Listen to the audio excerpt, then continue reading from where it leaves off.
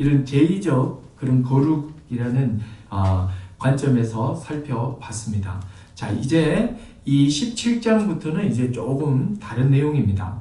거룩에 대한 이야기지만 이 17장부터는 이 이스라엘 백성 개개인의 일상 삶의 영역에서의 거룩입니다. 그러니까 제의적 영역이 아니라 사람들이 이렇게 살아가면서 특별히 사람들과의 관계에서의 거룩들입니다.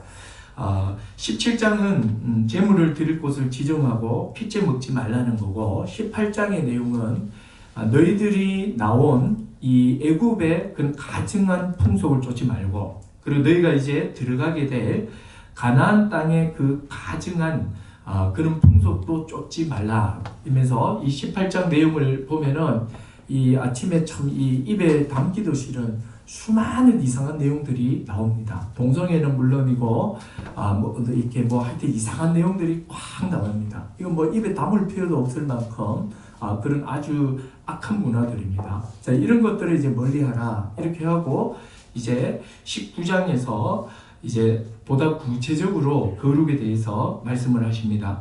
오늘 19장 1절 2절을 읽으셨는데 제가 레위기 처음 할 때 서론으로 잡았던 말씀이 바로 이 말씀입니다. 여호와께서 모세에게 말씀하시는데 너는 이스라엘 자손의 온 회중에게 말하여 이르라. 뭐라고요? 너희는 거룩하라. 이게 여러분 하나님의 명령이면서 이스라엘 백성을 향한 하나님의 뜻입니다. 너희는 거룩하라. 왜냐하면 나 여호와 너희 하나님이 거룩하기 때문이다. 그래서 너희도 거룩해라. 온 회중에게 한 말입니다. 출애굽한 모든 이스라엘 백성에게 하신 말씀입니다. 하나님의 백성된 모든 회중에게 말씀하시기를 거룩을 지금 명령하고 있는 겁니다. 왜요? 내가 거룩하기 때문에.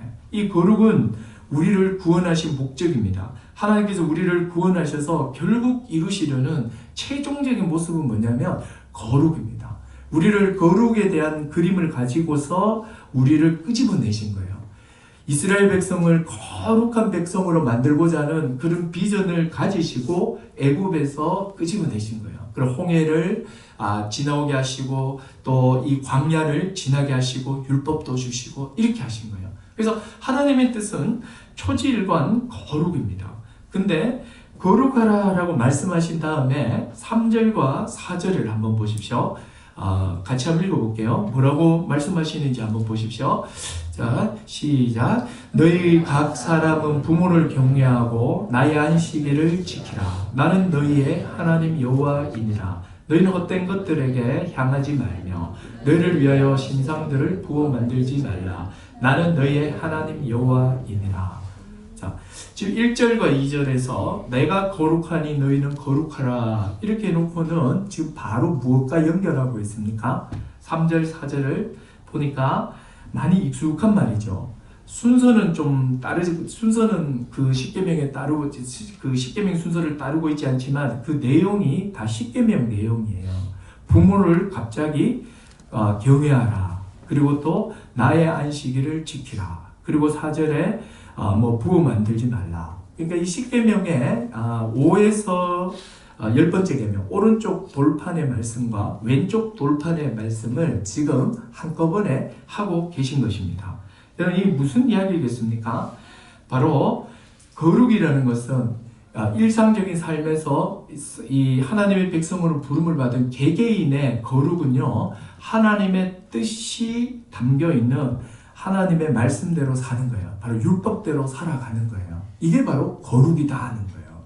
여러분, 이 거룩이라는 개념을 이렇게 너무 이렇게 좀 신비한 것이거나 너무 좀 영적인 것으로 절대로 잡으시면 안 됩니다. 거룩은 바로 하나님의 뜻대로 살아감이 거룩이에요. 목소리를 좀 이렇게 온유하게 하며 또 이렇게 약간 좀 이렇게 경건한 눈빛을 하면서 이런 게 아니에요. 그는 하여튼 모양인 거지. 거룩의 핵심은요, 오늘 여기 나와 있는 것처럼 하나님의 뜻대로 살아감, 하나님의 뜻이 담겨있는 이 십계명대로 살라는 거예요. 그러면 이 십계명의 핵심이 무엇입니까? 바로 하나님을 사랑하고 내 이웃을 내 몸과 같이 사랑하라 하는 거예요. 하나님 백성된 자는 당연히 하나님을 사랑해요. 하나님을 다양히 사랑하기 때문에 하나님 사랑하는 자는 반드시 어디로 나가게 되어 있냐면 바로 이웃을 사랑함으로 나가게 되어 있습니다. 이 율법의 구조를 잘 이해를 하셔야 됩니다. 여러분 오늘 이 십계명을 그냥 단순히 신자의 어떤 도덕 규범으로 이렇게 여기지 마십시오.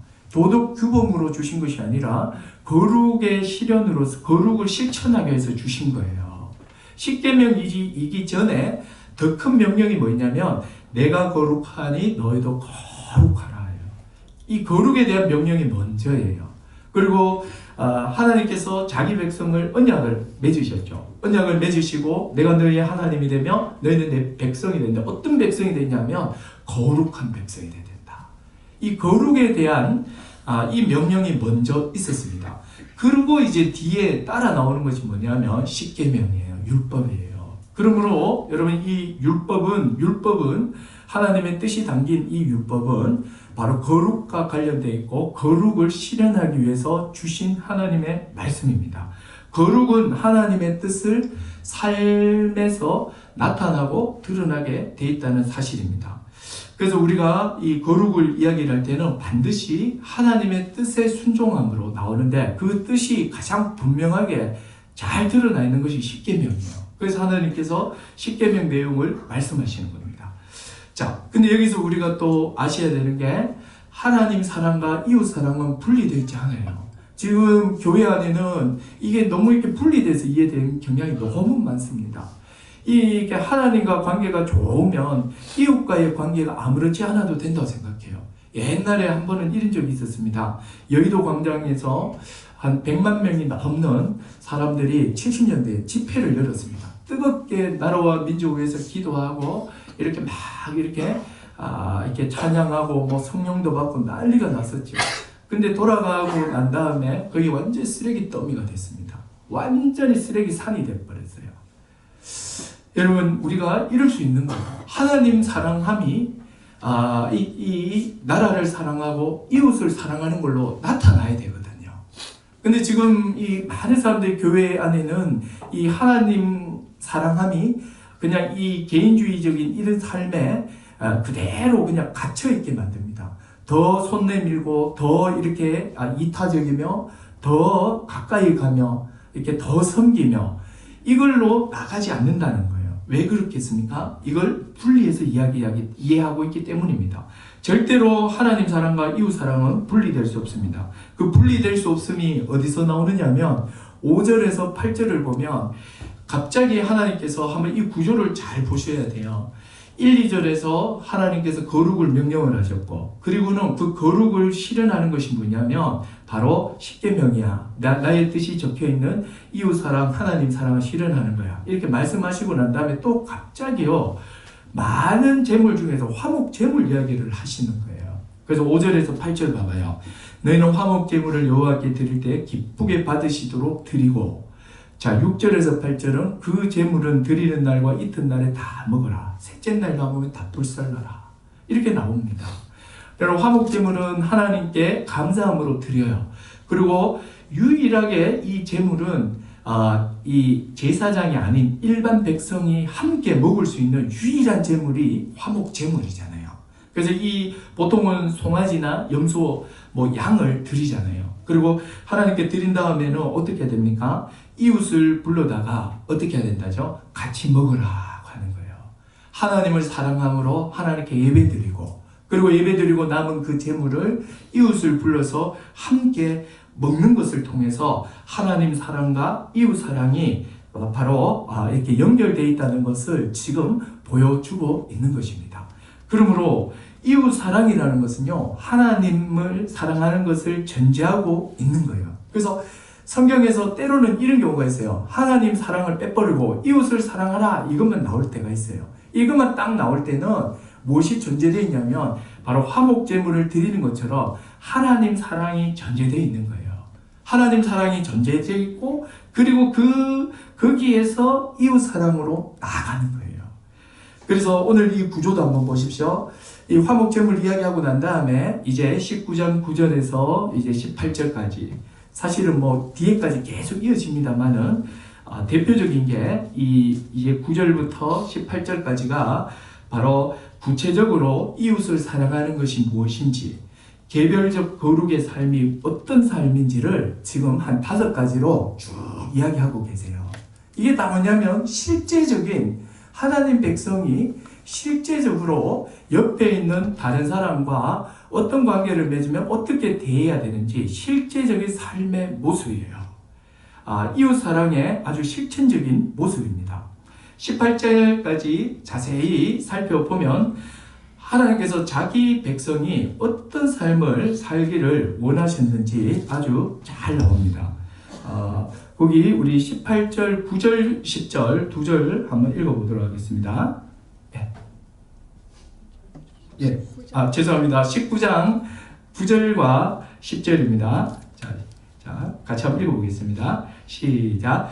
너희가 너희의 땅에서 곡식을 거둘 때에 너는 밥 모퉁이까지 다 거두지 말고 내 떨어진 이삭도 줍지 말고 내 포도원의 열매를 다 따지 말며 내 포도원에 떨어진 열매도 줍지 말고 가난한 사람과 거류민을 위하여 버려두라. 나는 너희의 하나님 여호와니라. 자, 여러분 이 말씀이 나오는 맥락을 잘 이해하셔야 됩니다. 이거 지금 앞에서 거룩에 대한 명령을 했죠. 그리고 십계명을 이야기하셨죠.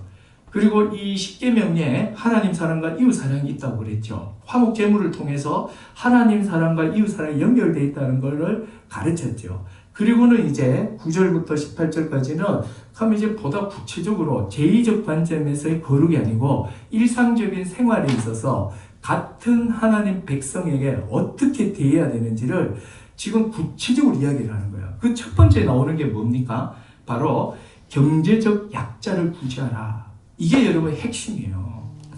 곡식을 거둘 때에 밥 모퉁이까지 다 거두지 말고 떨어진 이삭은 줍지 말라고 해요. 낫으로 밀을 주사할 때 가장자리 밥 모퉁이까지 싹싹 베지 말라는 거예요. 남겨두라고 그래요. 그리고 또 단을 묶는 과정에서 떨어지는 이삭이 있으면 그 절대 줍지 말라고 합니다. 이 율법이 어떻게 실현되는지 성경에 그 룻기라고 있습니다. 룻기가 정말 아름답게 잘 보여줘요. 룻이라는 모압 여인이죠. 이 모압 여인은 시어머니 나오미를 따라 이스라엘 땅에 들어옵니다. 룻과 나오미는 둘 다 과부입니다. 자식도 없고 남편도 없어요. 룻은 시어머니를 봉양하기 위해서 밭으로 나가 아침부터 저녁이 되도록 열심히 잠깐 화장실 가는 것 말고는 계속 허리를 구부려서 이삭을 줍습니다. 이때 밭 주인인 보아스가 지나가면서 이 여인을 주목하게 됩니다. 그리고 보아스는 이 룻의 신실함을 보고 그는 이렇게 말하죠. 그 신실함에 대해서 눈여겨보고는 죄송합니다. 종들에게 부릅니다. 저 여인이 누구냐?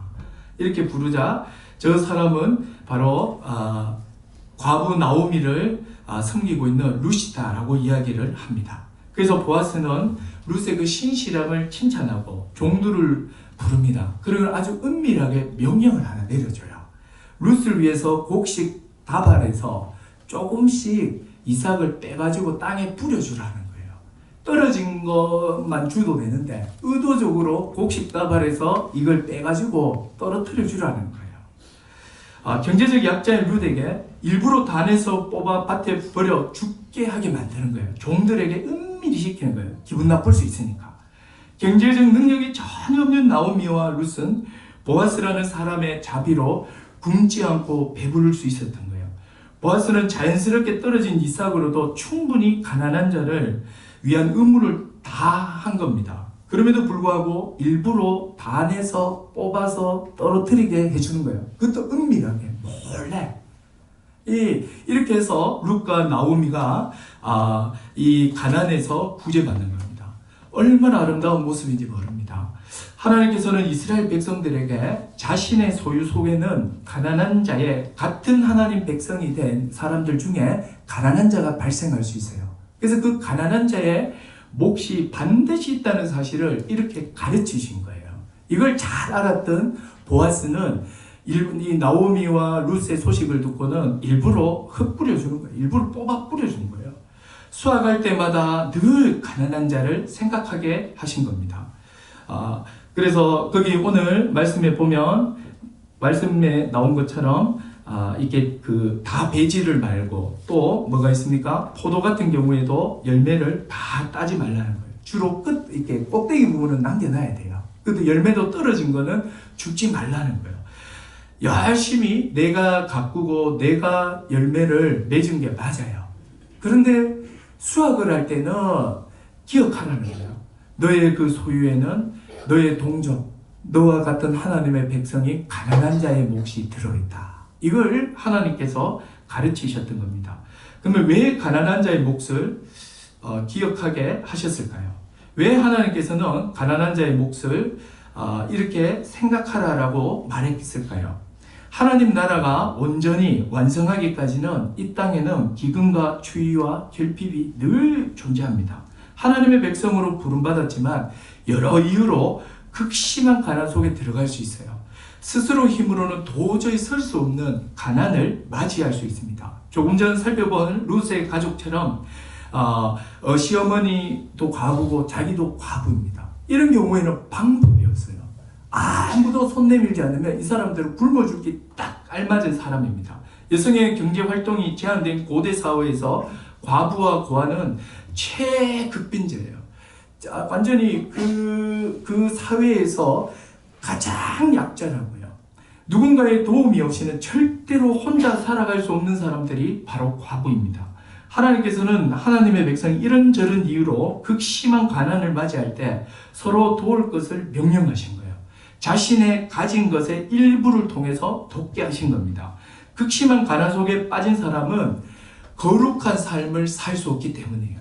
하나님은 이스라엘 백성 모두가 다 거룩해지는 건데 그 중에 일부 어떤 사람들이 극심한 가난에 들어가 버렸을 때 거룩의 삶을 못 살아요. 사람으로서 온전한 삶을 못 살아요. 매일매일 먹을 거 걱정해야 되고 인간으로서의 최소한 삶을 유지할 수 없다면 늘 자괴감과 비참함과 무기력감 속에서 계속 살게 되는 거예요. 그래서 한 공동체인 하나님 백성은 서로 가진 것을 도움으로 이러한 가난에서 구제에서 거룩한 삶을 함께 살아가게 하신 거예요. 그래서 여러분 교회에서 가난한 사람 자체를 돕는 게 목적은 아닙니다. 그래서 여러분 교회에서는 가난한 자를 도울 때 디모데전서에도 나오지만 교회에서 가난한 자를 도울 때는 기준이 있어요. 신실한 자여야 돼요. 신실하지 않는 사람은 교회의 구제의 대상이 될 수 없어요. 이렇게 막 예배도 잘 안 드리고 믿음도 잘 없고 돈을 주면은 막 자꾸 이상한 데 돈 써버리고 또 한 번 도와주면 이렇게 뭐 일하는 것 같다가 또 게으름 속에 또 들어가 버리고 우리가 생활해보면 알아요. 그래서 교회 안에서는 거룩하게 살고자 하고 신실하게 살고자 하는 사람인데 경제적인 큰 어려움을 당하게 되면 교회에서 도와라. 그래서 성도들이 동원해서 지금 돕도록 하나님께서 말씀하신 거예요.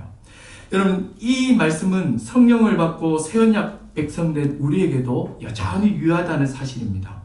한 몸 된 성도는 자신의 소유에 항상 다른 사람의 몫이 있다는 사실을 기억해야 돼요. 지체를 생각하며 구제하는 이 삶은 새언약 백성의 라이프 스타일이에요. 그래서 여러분 자기 그 소유에 대해서 그 100% 다 자기 거다라고 생각하고 가난한 자를 위한 그 소유를 인정하지 않는 사람은 아주 그 탐욕에 들어갈 가능성이 굉장히 높습니다. 이런 말이 있어요. 구제는 가난한 자를 돕고 또 구제하는 자는 그러니까 구제받는 자는 가난에서 빠져나오게 되고 또 구제하는 자는 탐욕에서 벗어난다. 이 말이 있어요. 다시요. 구제라는 것은요, 구제는요, 가난한 자가 가난해서 구제받는 자는 가난에서 빠져나와요. 또 구제하는 사람은요, 탐욕에서 빠져나온다고요. 이것을 꼭 기억하셔야 됩니다. 구제의 삶은 거룩한 하나님 백성의 대표적인 라이프 스타일이에요. 현재 실현할 수 있는 가장 기본적 단계의 구제가 뭔지 아십니까? 바로 헌금 생활입니다. 특히 이 11조라는 것은 수입의 일정 금액을 결정하고 기꺼이 다른 사람 위해서 내놓겠다는 자기 결정이에요. 그리고 우리 또 교회는 지정헌금이라는 것도 있어요. 병원에 입원했거나 누가 경제적으로 힘든 소식을 들었다면 이 구제헌금을 통해서 도울 수 있는 거예요. 구제할 때는요, 절대로 개인이 개인을 돕는 것은 특별한 경우가 아닌 경우에는 무조건 지양하셔야 돼요. 개인과 개인이 도울 때는 반드시 전하 집사님과 의논하셔야 됩니다. 그렇지 않은 경우는 무조건 구제는요, 교회가 개인을 도와야 돼요. 개인이 개인을 돕게 되면 서로 묶이게 됩니다. 이렇게 될 때 구제로 인해서 오히려 관계가 깨지는 경우가 훨씬 많습니다.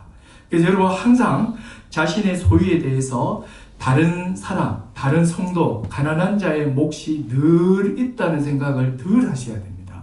이게 거룩의 첫 번째 명령이에요. 그래서 여러분 이 명령이 얼마나 절묘합니까? 내가 이렇게 구제함으로 나는 탐욕에서 벗어나고, 또 가난하여서 거룩의 삶을 못 사는 사람은 가난에서 벗어나서 나와 함께 거룩하게 살아가게 하는 거예요. 이게 얼마나 놀라운 명령입니까? 그리고 두 번째입니다.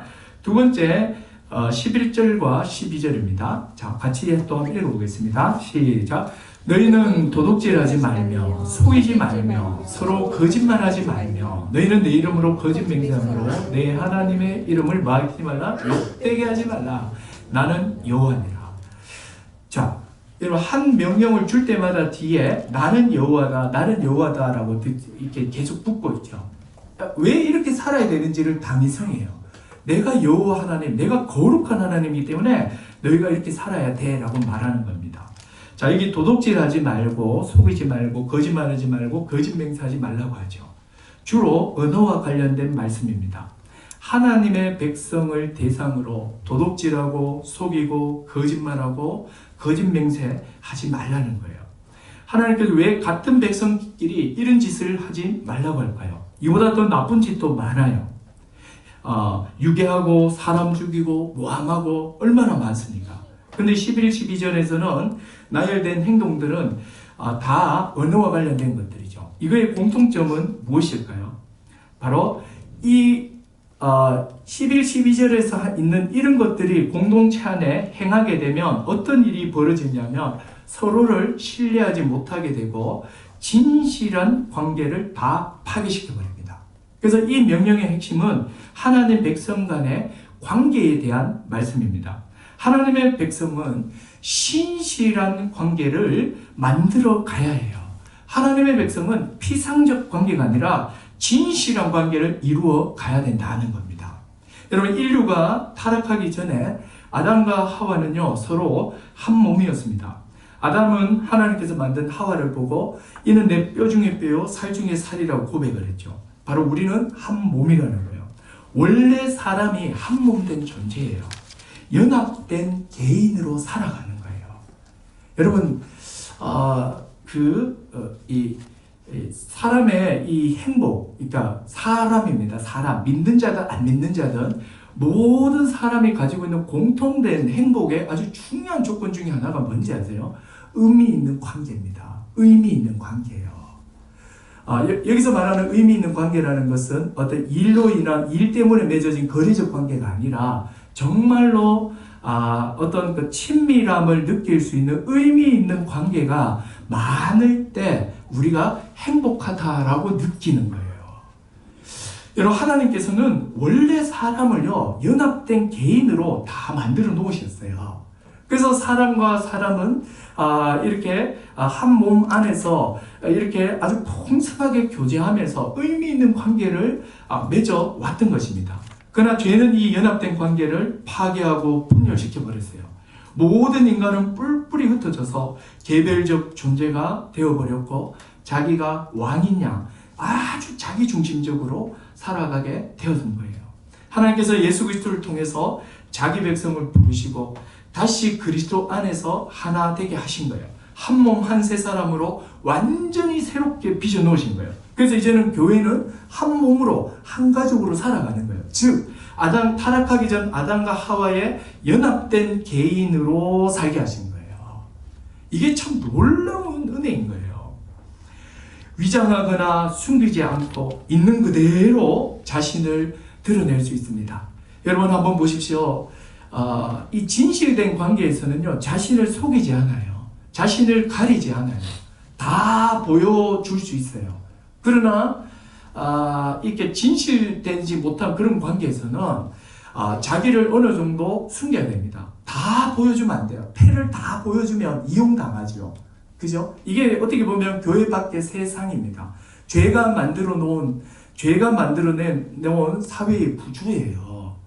그래서 될 수 있는데 우리가 진실하게 우리는 이 교회에서 살고 세상에서도 그렇게 살아야 되겠지만, 먼저는 교회만이라도 원래 하나님이 의도한 그 진실한 관계를 추구하면서 살아가야 돼요.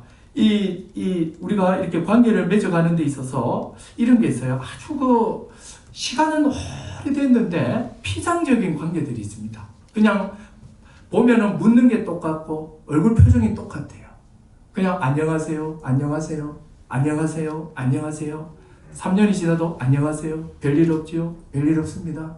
5년 지났는데 안녕하세요, 안녕하세요, 별일 없죠, 별일 없습니다. 여러분, 이게 바로 이게 피상적 관계예요. 표면적으로만 알고 더 이상 더 들어가지 않는 거예요. 사실은 여러분, 사람들에게 이중성이 있어요. 사람들에게 정말 내가 진실한 관계, 정말 내 마음을 터놓고 내 속내를 그대로 이야기하면서 그냥 말이 그 사람이 될 정도로 그렇게 투명하게 다가가서 친밀함을 누리고 싶지만, 또 한편으로는 가까이 들어오는 게 무서워요. 그래서 사람들은 다 안전거리를 다 갖고 있어요. 어느 정도 딱 들어온다 싶으면 탁 밀어냅니다. 탁 밀어내요. 다 허용하다 보면 생활이 안 되는 게 사실입니다. 근데 여러분, 교회는 다르다니까요. 교회는요, 주님의 한 몸이에요. 그래서 이 교회는 한 몸이며 그리스도 안에서 한 공동체가 되었고, 예수 십자가 복음을 받아들이고 한 믿음을 가진 자라면 우리는 진실한 관계를 추구해 가야 합니다. 그래서 사람들에게 있는 그대로 이야기를 하고 또 있는 그대로 받아들여야 합니다. 시간의 흐름에 따라 점점 더 많은 사람들과 관계의 이 폭이 넓어져야 되고, 또 한 사람과의 관계는 더 깊어져 가야 돼요. 여러분, 이 기쁨이 얼마나 크겠습니까? 여러분, 저는 천국에 가서도 저는 이 일은 계속된다고 믿고 있습니다. 이 사물을 알아가는 기쁨도 있지만 사람을 알아가는 기쁨도 얼마나 큰지 모릅니다. 요즘 제가 이 기쁨에 푹 빠졌습니다.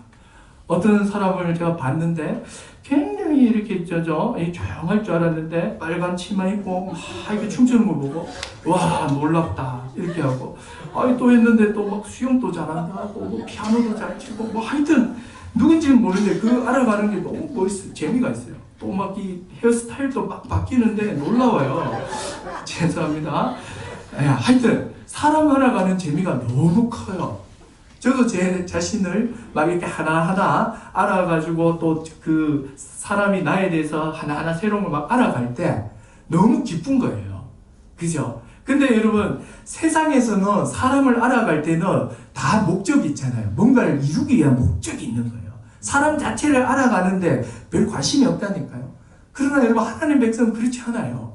하나님이 만드신 이 사람의 그 오묘함들, 그 사람이 가지고 있는 그 독특한 특성들, 이 알아가는 그 기쁨이 마치 아름다운 그 자연환경을 이렇게 우리가 멀리서 보면서 가까이 가면 갈수록 막 이렇게 이 새로운 것을 막 발견하듯이, 거기서 오는 기쁨이 있듯이 사람도 그런 기쁨이 얼마나 큰지 몰라요. 그래서 여러분, 교회 안에서는요, 속으로 판단하거나 또 자기 의도를 막 숨긴 채 대화하면 안 됩니다. 그냥 예면 예고, 아니오면 아니오예요. 예, 아니오. 여기서부터 진실한 관계는 시작돼요. 더 먹을래? 예, 더 주세요. 이러면 더 주고 더 받아 먹으면 돼요. 배고픈데 더 먹을래까? 아니요. 그럼. 아니요, 그러면 어떻게 해야 됩니까? 아니요로 듣고 밥상을 치우시면 돼요. 그 다음부터는 예, 아니요 하겠죠. 그렇죠? 자, 어쨌든 여러분, 우리가 이 첫 출발은 뭐냐면요, 그 사람의 말이 그 사람이어야 돼요. 그러니까 그 사람의 말이 그 사람인 거예요. 근데 말은 그렇게 하지만 서로 다 긴장하네. 말은 그래야 하지만 사실은 뒤끝이 뭡니까 이게? 여러분, 교회 안에서 뒤끝이 어디 있어요? 화났나? 화난 거예요. 풀렸나? 풀린 거예요. 근데 그 무슨 뒤끝이 있고 뭐가 있습니까? 여러분, 이 교회 안에서는 바로 이렇게 아주 신실한 관계, 진실한 관계를 넓혀 가야 되고 또 깊어져 가야 돼요. 이 기쁨이 굉장히 크다는 거예요. 자, 그 다음에 세 번째 한번 보십시오. 13절과 14절입니다. 자, 그것도 한번 같이 한번 읽어보겠습니다. 자, 시작. 너는 내 이웃을 억압하지 말며 착취하지 말며 품꾼의 삭슬 아침까지 밤새도록 내게 두지 말며 너는 귀먹은 자를 저주하지 말며 맹인 앞에 장애물을 놓지 말고 내 하나님을 경외하라. 나는 여호와이니라. 자, 이 말씀은 뭐겠습니까? 이웃을 억압하지 말라고 합니다. 우월한 위치에서 약자를 힘으로 누르지 말래요. 또 품꾼의 삭슬 아침까지 밤새도록 갖고 있지 말라는 거예요. 정말 악하죠. 하루 일에 하루 벌어 살아가는 사람에게 의도적으로 품삯을 주지 않고 다음날 아침에 주는 거예요. 그럼 이 사람은 저녁도 못 먹고 아침도 못 먹잖아요. 하루 벌어 하루 살아가는 사람이 얼마나 악합니까? 그리고 귀먹은 자에게 안 들리니까 막 저주하는 거예요. 또 맹인 앞에 장애물을 두고 자빠지게 해서 낄낄낄낄거리는 거예요. 이웃의 연약함을 공격하지 말라는 거죠. 금방 읽은 이 말씀에 나오는 모든 관계는 어떤 관계입니까? 강자와 약자의 관계예요. 갑과 을의 관계예요. 힘이 있는 자와 힘이 없는 자, 고용주와 품꾼, 정상인과 기먹은 자, 정상인과 맹인, 강한 자와 약한 자의 관계입니다. 하나님의 백성 안에는 강한 자도 있고 약한 자도 있어요. 이럴 때 강한 자가 약한 자를 어떻게 해야 된다고요? 배려하고 섬기라는 거예요. 이게 여러분 또 거룩의 삶이에요. 오늘 되게 실제적인 이야기들이 많이 나옵니다. 정말 이렇게 하는 사람이 있다면 이 사람 정말 거룩한 사람이에요. 교회 안에는요, 경제적으로 부한 자도 있고 가난한 자도 있어요. 또 건강한 사람도 있고 병약한 사람도 있어요. 또 머리가 아주 똑똑해서 팽팽 돌아가는 사람도 있어요. 또 어떤 사람은 머리가 좀 둔해서 좀 빨리 이렇게 늦는 사람도 있지요. 또 성격이나 판단이나 모든 게 빠른 사람도 있고 느린 사람도 있어요. 또 믿음이 강한 사람도 있고 믿음이 약한 사람도 있어요. 강한 자와 약한 자가 함께 교회 안에는 공존하는 거예요. 교회 안에서 어떤 기준으로 볼 때 자신이 다른 사람보다 조금 나은 부분이 있다면 내가 뭐예요? 강한 자예요. 저도 이렇게 밥을 먹을 때 저는 늘 생각합니다. 나보다 수입이 적다 그러면 내가 강한 자예요. 또 내가 또 이렇게 어떤 일들을 막 할 때 보면 내보다 막 느린 사람이 있어요. 그럼 내가 뭐예요? 빠르잖아요. 그럼 내가 강한 자예요. 그래서 나는 저 사람은 죽었다 깨도 내 속도에 못 따라와요. 그럼 내가 할 수 있는 건 뭐냐면 나는 느리게 갈 수 있다고요. 기다려주는 거예요. 이게 뭔지 아세요? 이게 바로 강한 자가 약한 자를 위해서 배려하는 바로 사랑이요 자비인 겁니다. 그래서 강한 자는 약한 자를 배려하고 생각해야 돼요. 이게 거룩이에요. 미국에 어떤 목사님이 계셨어요. 여름에 캘리포니아 쪽에 이제 사역을 하게 되셨는데 거기가 이제 해변이 유명하잖아요. 그래서 반바지를 입고 주일은 아니에요. 이제 수요 예배인가 그때 교회에 가신 거예요. 자, 이 모습을 본 할머니 성도님이 크게 실족한 거예요. 미국이지만 그 바이블 벨트에 있는 남부 쪽에 아주 보수적이거든요. 자, 그쪽에 있던 분이다 보니까 목사님이 반바지 입는 건 상상할 수 없는 그런 교회에서 자라신 거예요. 그래서 반바지 입은 목사님의 모습에 큰 실망을 하고 믿음마저 흔들려 버린 거예요. 그래서 이 소식을 들은 이 사실을 안 목사님이 그 할머니 성도님의 손을 꼭 잡아주면서 정말 죄송하다 이렇게 사과를 하고 이때부터는 절대로 반바지를 입지 않았다고 합니다. 자신의 자유를 약한 자를 위해서 제한해버렸죠. 그죠? 사랑하기 때문에 자기 자유를 제한한 거예요. 이것을 구약 용어로는 뭐라고 하냐면 이것을 구약 용어로는 헤세드라고 하는 거예요. 이게 헤세드예요. 강한 자가 약한 자에게 베푸는 거. 이게 헤세드예요. 룻기로 돌아가 보면 보아스가 룻에게 베푼 사랑이 바로 이 헤세드입니다. 룻기에서 룻은 대표적인 약자예요. 그녀는 경제적으로도 사회적으로도 가장 약한 자였습니다. 반면에 보아스는 사회적으로 존경받는 위치에 있었고 경제적으로는 아주 유력한 자였죠. 보아스는 룻이 보다 많은 이삭을 얻도록 단에서 이삭을 뽑아 밭에 떨어뜨리게 하고 또 자신의 밭에서만 이삭을 죽도록 또 허락도 해주고 마지막에는 룻을 자기 아내로 삼아서 아이를 낳아서 자기 아이가 아니라 나오미의 아이로 줘버립니다. 이 얼마나 놀라운 사랑입니다. 사랑입니까? 강한 자가 약한 자에게 베푸는 이 사랑을 성경에서 헤세드라고 해요. 여러분 교회 안에는 강한 자도 있고 약한 자도 있어요. 강한 자는 약한 자를 배려하고 섬겨야 돼요. 속으로 판단하고 비방해서는 안 돼요. 강한 자는 약한 자의 그 약함을 적극적으로 감당해야 돼요. 이게 뭐냐면 거룩이다 이렇게 말하는 거예요. 지금 하나님께서 온 이스라엘 백성에게 이걸 다 말하는 거죠. 사실 지금은 이 말씀이 지금 누구한테 주고 있냐면 그 시내산 아래에 있는 그 광야에서 주신 말씀이잖아요. 그럼 대부분 다 처지가 다 비슷할 겁니다. 그죠? 그래서 농사를 안 지으니까 소유의 차이도 없을 거고, 대부분 다 비슷한 상황이에요. 다 아멘하고 받아들입니다. 근데 문제는 뭔지 아세요? 가나안 땅에 들어가고는 이제 달라지는 거예요. 하나님께서 이제 다음 주부터 제가 다음 주에 절기를 할 거예요. 안식년하고 이런 나팔절하고 이런 거 다 볼 텐데, 특히 안식년 같은 경우에는 이것을 통해서 하나님은 가나안 땅에 들어가면 소유의 불균형이 반드시 일어나실 것을 아시고 50년마다 한 번씩 하나님 백성이 똑같은 위치에서 출발하도록 해버리신 거예요. 이 놀라운 법들이에요. 그런데 한 번도 안 지켜져요. 들어가면. 그죠?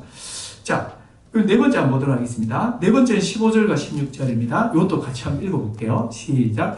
너희는 재판할 때에 불의를 행하지 말며 가난한 자의 편을 들지 말고 세력 있는 자라고 두둔하지 말고 공의로 사람을 재판할지며 너는 내 백성 중에 돌아다니며 사람을 비방하지 말며 내 이웃의 피를 흘려 이익을 도모하지 말라. 나는 여호와니라.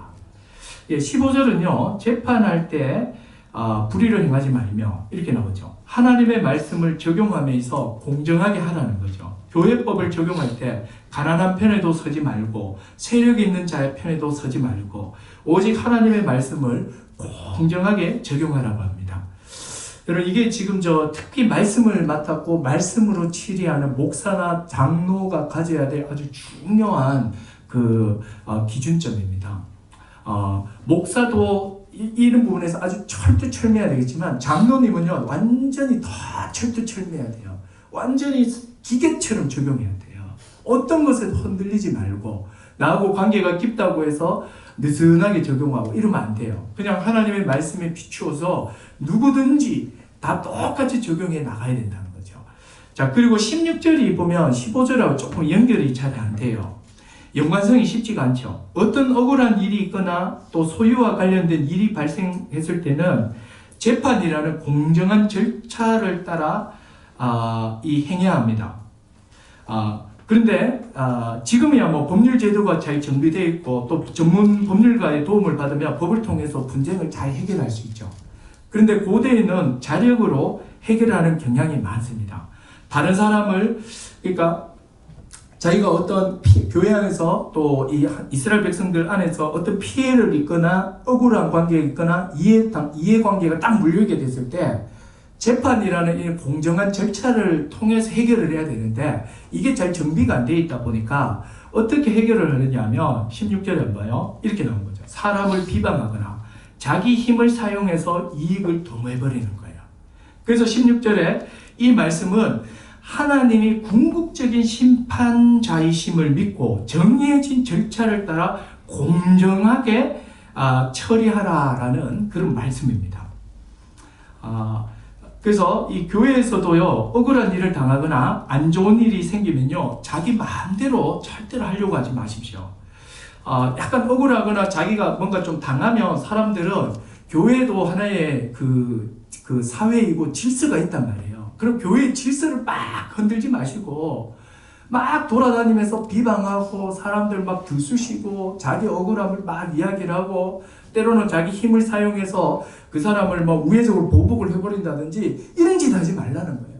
교회도 질서가 있기 때문에 교회의 질서를 따라서 정해진 절차에 따라 공정하게 하라는 겁니다.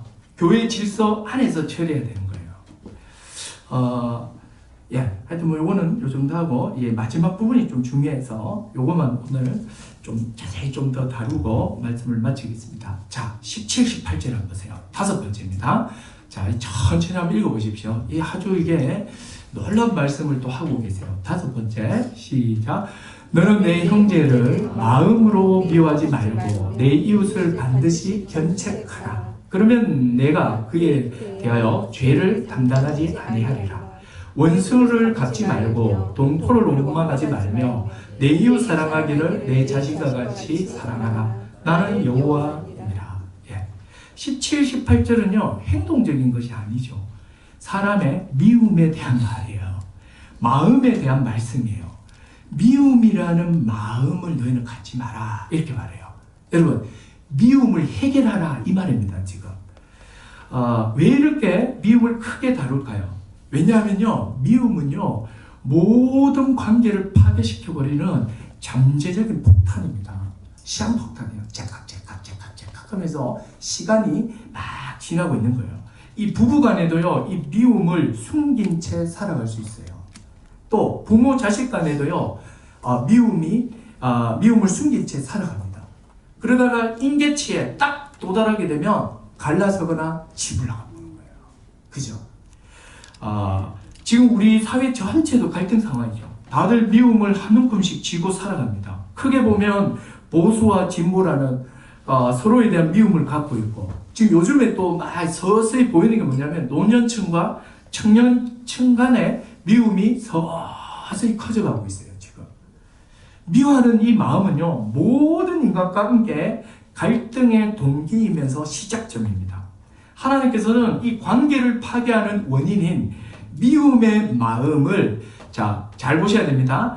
미워하지 말라 이렇게 나오죠. 미워하지 말라 이렇게 하고 그 다음에 내 이웃을 반드시 견책하라 이렇게 나오는 거예요. 자, 여러분 이거를 따로 보지 마시고 이걸 통으로 같이 보셔야 돼요. 미워하지 말고 이웃을 어떻게 하라? 견책하라. 견책하라는 말은 바로 잡아주라예요. 무슨 말이냐면 이렇게 이웃이 있죠. 누군가가 내가 미워하는 사람이 있죠. 그러니까 미워하는 사람에 대해서 미워하는 마음을 계속 갖고 있지 말고 이 미움을 간직하지 말고 말하는 거예요. 바로 잡아줘라. 이렇게 이야기하는 거예요. 즉 미움을 어떻게 해결하라고 말하냐면 견책함으로 해결하라 이렇게 나오는 거예요. 자, 이 문제를 조금 다뤄야 돼요. 여러분 다시 말씀드리지만 여러분 교회 공동체 안에서 미움은요 정말 가장 큰 문제예요. 지금은 우리가 집사회밖에 없지만 제가 나중에 당회가 생긴다면 저는 이 미움을 발견하게 되면 임시당회를 열 거예요. 교회에서 가장 큰 문제예요. 이 집사와 박 집사가 서로 미워하고 서로 이렇게 사이가 안 좋다. 그러면 이거는 아주 굉장한 문제인 거예요. 이게 어떻게 됐는지 막 조사해야 되고 이거 빨리 풀 수 있도록 해결해야 돼요. 왜냐하면 이 미움은 성령이 하나 되게 하신 것을 깨뜨리는 일이고 시간이 지나면 어떤 일이 벌어지는지 아십니까? 미움을 가지게 되면 어떤 식으로든지 간에 사람을 해결을 해요. 잘 들어보십시오. 누군가가 미워하잖아요. 미워하는 마음이 가지죠. 그러면 대부분의 사람들은 미워하는 채로 계속해서 끙끙 이렇게 갖고 있지 않아요. 미워하게 되면 이 미움을 해결해야 됩니다. 대부분은 어떻게 해결을 합니까?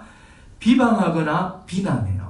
그 사람이 없는 자리에서 이런저런 말로 내가 미워하는 그 사람에 대해서 비방하고 또 비난하고 험담합니다. 그리고 또 보복하고 원망하는 데까지 막 가요. 근데 이런 식으로 미움을 막 표출하다 보면 자연스럽게 어떤 일이 생기는지 아세요? 여기에 동조하는 무리가 생기기 시작합니다. 그죠? 모이기만 하면 미움의 한 대상을 헐뜯고 비난하는 공동의 전선이 하나 이렇게 떡 만들어지는 거예요. 여러분 오래된 교회들의 그 골머리를 앓는 게 뭐냐면 바로 이런 공동 전선이요 한 4개, 5개씩 있는 거예요. 처음에는 별거 아니었다니까요. 내하고 밥 먹는데 국수 먹는데 소리 내면서 짭짭짭 먹었어. 정말 막 너무 교양없고 너무 이렇게 너무 사람이 하여튼 막 경박스러워 보였어. 너무 미워 죽겠는 거야. 그래서 옆에 사람 한 명한테 이야기했는데 니도 그랬나 나도 그렇더라. 너무 경박스럽다. 근데 그 사람은 국수 먹을 때 옛날 분이라서 소리 내면서 국수 먹어야 되거든요. 그래서 일부러 훅훅 먹었는데 이것 때문에 조사해 보니까 공동전선이 20년 뒤에 5개나 벌어져 있는 거예요. 여러분 이게 웃기는 것 같지만 실제로 교회 안에 일어나고 있는 일들이에요. 미움이라는 게 큰 데서 생기지 않습니다. 대부분 다 사소하고 작은 데서 그 미움이 생기고 그 미움을 견책으로 처리하지 않고 비방과 비난과 험담 그리고 공동전선을 만들면서 해버리니까 이런 일이 벌어지는 거예요. 교회는 서서히 편갈라지고 갈등이 노골화되면서 하나의 세력으로 자리 잡게 되고 이제 막 교회에서 직분자 뽑을 때 이제 이 공동전선들 간의 싸움이 표 대결로 확 나타나는 거예요. 이게 얼마나 웃기는 일이에요. 여러분 이 모든 일의 시작은 미움이에요. 그래서 여러분 미움을 갖지 말라고 하면서 그 미움을 어떻게 해결하라고 나옵니까? 여기 보세요. 어떻게 해결해야 됩니까? 너는 내 형제를 마음으로 미워하지 말고 너의 이웃을 어떻게 하라? 반드시 견책해라. 네가 견책을 하면 너가 그에 대하여 죄를 담당하지 아니하리라 이렇게 나와요. 이게 약간 해석이 어려운데 이거예요. 이렇게 견책을 하지 않게 되면 미워하는 그 사람 때문에 내 가운데 이 미움이 그 사람이 짓는 그 죄를 본인도 죄의 형벌을 받아요. 본인도 그런 죄를 당한다는 거예요. 여러분 공동체에서 근데 여러분 주로 미움이 언제 생깁니까? 한번 잘 보세요. 교회 안에서 미움이 언제 생긴지 한번 보세요. 가인과 아벨을 기억해 보십시오. 가인은요 예배 드리다가 동생 아벨에 대한 미움과 분노가 생겼어요. 여러분 우리가 교회 안에서 갖는 대부분의 미움은요 어떤 나쁜 일 때문에 생기지 않아요. 다 선한 일을 하면서 생기는 일들입니다. 왜 나만 청소하지? 저건 뭔데? 자 그러면서 그 딱 용암이 탁 들면서 그때부터 딱 주목하기 시작하면 어떻습니까? 맨날 청소 안 해요. 맨날 청소 안 하고 있는 모습. 소파에 누워있어. 화나죠. 왜 저 사람은 예배 때마다 지각하지? 또 심지어는 나는 헌금하는데 왜 저 사람 헌금을 안 해? 그래서 아예 저는 이거는 쓸데없는 미움이기 때문에 아예 광고 자체를 안 하잖아요. 주의를 왜 안 지키지? 다 함께 다 같이 하나 이루려고 하는데 왜 저 사람만 하나 깨트리지? 다 이런 것들로 인해서 생기는 게 미움이에요. 여러분 이런 미움이 올라올 때 어떻게 해야 됩니까? 대부분 사람들은 비방하거나 험담하거나 보복하거나 원망해버리는 거예요. 그러면서 이게 한 세력을 만든다니까요. 그럴 때 어떻게 하라고 말합니까? 견책해라 이렇게 나오잖아요. 놀라운 거예요. 견책하면 미움이 해결돼요. 여러분 미움의 해결책은 뭡니까? 견책이에요. 즉 바로 잡아주는 겁니다. 바로 잡아주는 거예요.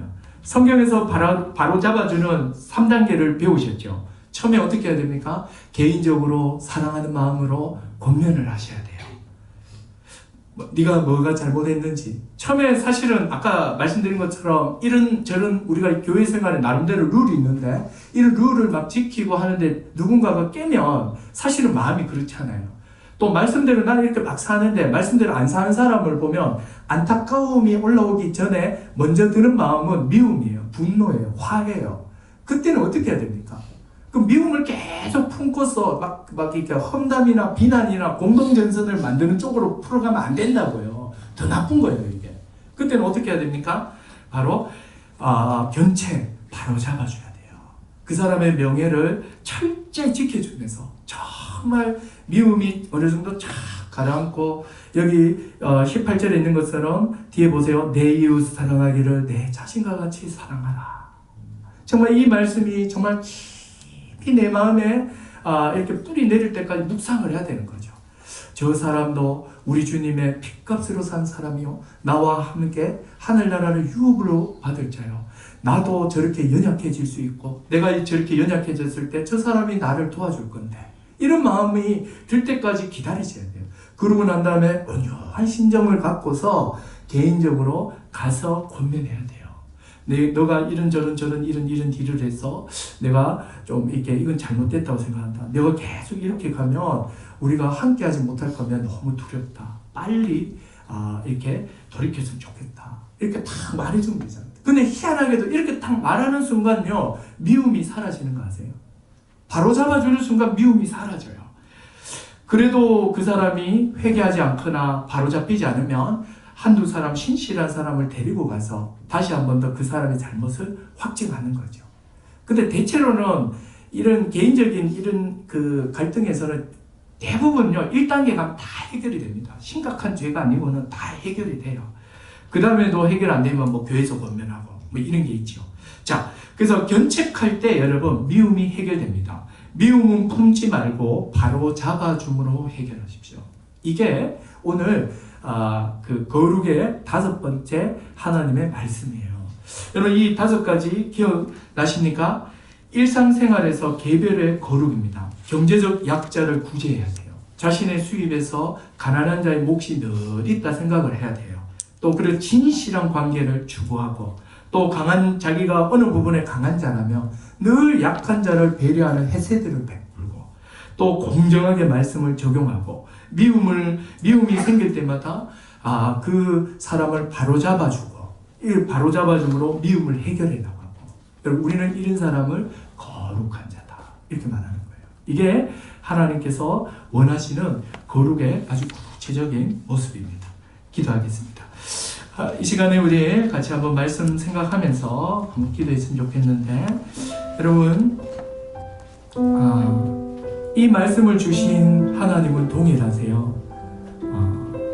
이제는 우리가 이 말씀을 실현하고 또 지킬 수 있는 새로운 존재가 되었습니다. 이제 우리가 귀를 기울이고 정말 옆에 있는 우리 지체들을, 내가 강한 자라면 헤세드를 베풀고 내 수입에 일정한 몫이 저 사람의 몫이 있다는 것을 생각해야 하고, 진실한 관계를 추구하고 공정하게 말씀을 적용해야 하며, 또 미움이 올라올 때마다 그 사람을 바로잡으며 미움을 해결해 나가고, 여러분 이게 바로 거룩한 삶이에요. 정말 이렇게 살아가는 사람이 있다면 세상이 놀랄 겁니다. 이렇게 살아가고 있는 사람이 있다면 우리가 기쁠 거예요. 충만할 거예요. 이보다 더 아름다운 공동체는 없을 것입니다. 기도하십시다. 하나님, 오늘 말씀대로 내가 살아가기를 원합니다. 말씀에 순종하기를 원합니다. 이 5가지 중에 특별히 하나, 그 와닿는 하나가 있다면 그것을 붙들고 이 시간에 같이 한번 기도하도록 하겠습니다. 기도하겠습니다. 하나님 아버지, 우리를 교회로 불러주시고 하나 되게 하시니 감사합니다. 하나님 아버지, 참으로 우리의 마음에 무엇을 붙들고 살아가야 하는지 하나님 알게 하시니 감사합니다. 거룩을 생각하며 살기를 원합니다. 하나님 아버지, 미움이 올라올 때마다 다른 사람을 바로 잡아줌으로 이 미움을 해결하는 자가 되게 하여 주십시오. 미움을 품고 미움이 퍼져서 관계가 파탄나는 일이 없도록 하나님 아버지, 이 미움을 하나님 견책으로 바로잡을 수 있는 우리 모두가 될 수 있도록 하나님 아버지 은혜를 내려주시기를 간절히 소원하고 원합니다. 온유와 겸손의 마음으로 형제의 사랑함으로 참으로 이 일들을 우리 삶에서 실현해 나가게 하여 주시옵소서.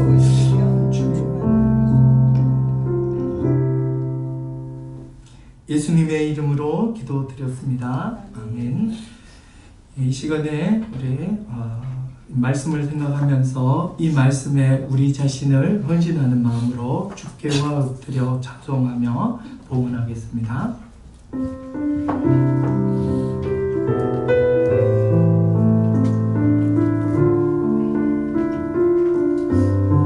주께와 엎드려